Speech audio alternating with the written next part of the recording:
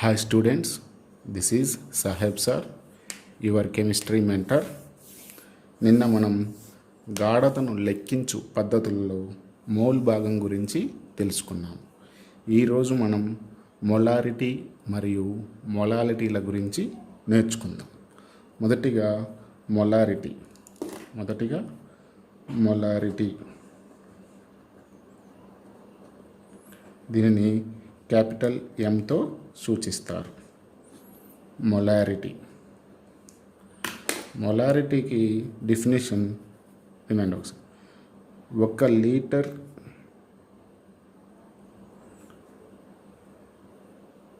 ద్రావణంలో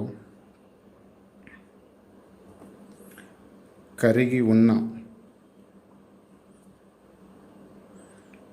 ద్రావితపు moles సంఖ్యను molarity capital ఎంతో సూచిస్తారు అంటారు. 1 లీటర్ ద్రావణంలో కరిగి ఉన్న ద్రావితపు మోల్స్ సంఖ్యను మొలారిటీ అంటారు.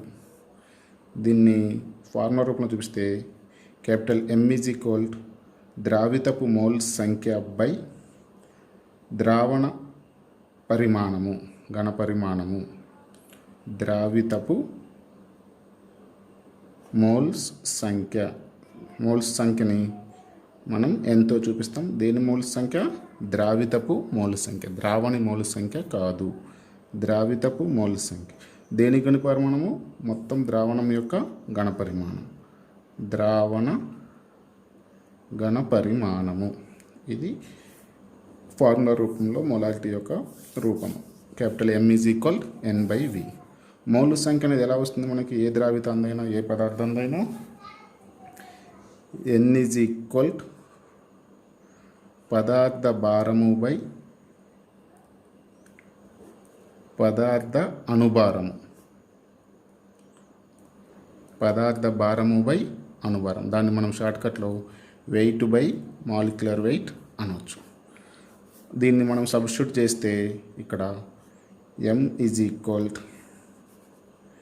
వెయిట్ బై మాలిక్యులర్ వెయిట్, భారము బై అనుభారము, ద్రావితం యొక్క భారము బై ద్రావిత యొక్క అనుభారము ఇంటూ 1/V. V అంటే ఘనపరిమాణం లీటర్స్లలో. దీన్నే మనం మిల్లీలీటర్స్లో అడిగితే M is equal wait by molecular weight into 1000/V in mls. ఇదేమో లీటర్లలో ఇచ్చినప్పుడు ఉపయోగించే ఫార్ములా, ఇదేమో ఘనపరిమాణాన్ని మిల్లీ లీటర్లో ఇచ్చినప్పుడు ఉపయోగించే ఫార్ములా. మొలారిటీ అనేది ఉష్ణోగ్రత మీద ఆధారపడుతుంది.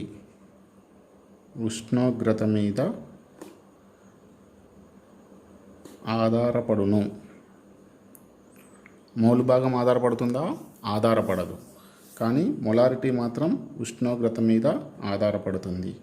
దీనికి యూనిట్స్ వచ్చేసి మోల్స్ ఫర్ లీటర్.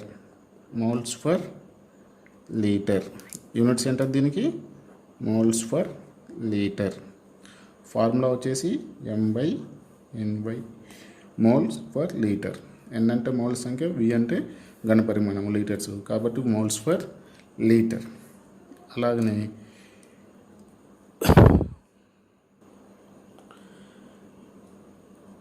5 గ్రాముల NaOH 450 మిల్లీలీటర్ల ద్రావణంలో కరిగి ఉన్నది. దాని మొలారిటీని లెక్కించండి.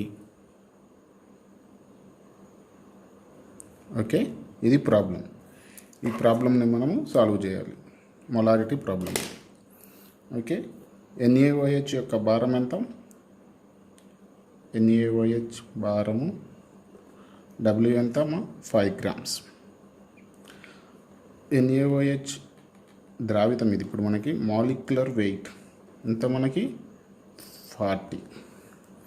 తర్వాత ద్రావణము యొక్క ఘనపరిమాణము V ఎంత? 450 ml. ఎంఎల్లో ఇచ్చారు కాబట్టి మనం దేన్ని ఉపయోగించాలి? ఈ ఫార్ములాని ఉపయోగించాలి. M is equal to weight by molecular weight into 1000 by V ml. ఈ ఫార్ములాలో ఈ వాల్యూస్ మొత్తం సబ్స్టిట్యూట్ చేస్తే మనకు ఆన్సర్ వచ్చేస్తుంది. మొలారిటీ వెయిట్ అనేది 5 grams, మరొకటి 40 1000 బై ఎంఎల్స్లో కాబట్టి 1000 తీసుకుని, లేకపోతే 1/V 450 ml. ఇవన్నీ కొట్టుకుపోతే మనకి ఆన్సర్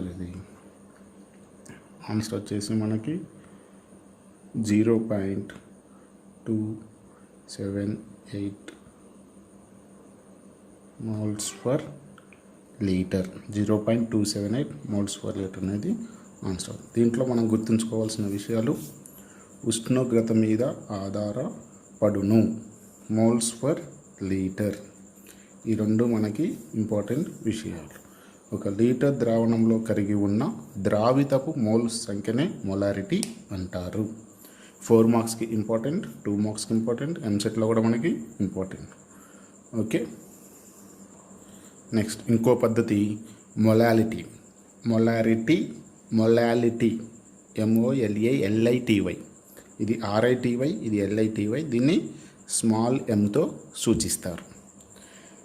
దీని డెఫినేషన్ చూడండి ఒకసారి. 1 కిలోగ్రామ్ ద్రావణిలో 1 కిలోగ్రామ్ ద్రావణిలో, దేనిలో? ద్రావణిలో. ఇందాక మనం చెప్పుకున్నది ద్రావణంలో, ఇక్కడ మాత్రం ద్రావణిలో. ఇది డిఫరెన్స్. ద్రావణిలో కరిగి ఉన్న ద్రావితపు మోల్స్ సంఖ్య,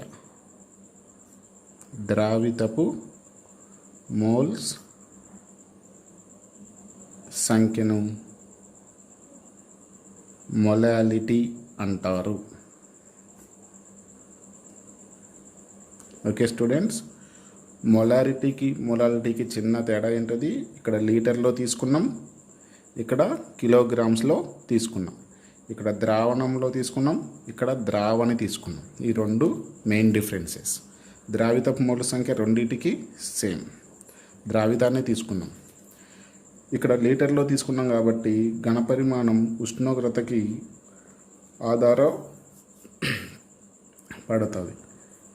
ఆధారపడును. ఇక్కడ కిలోగ్రాములు తీసుకున్నాం కాబట్టి భారం అనేది ఉష్ణోగ్రత మీద ఆధారపడదు, ఉష్ణోగ్రతతో పాటు మారదు. ఉష్ణోగ్రత మీద ఆధారపడదు, ఇది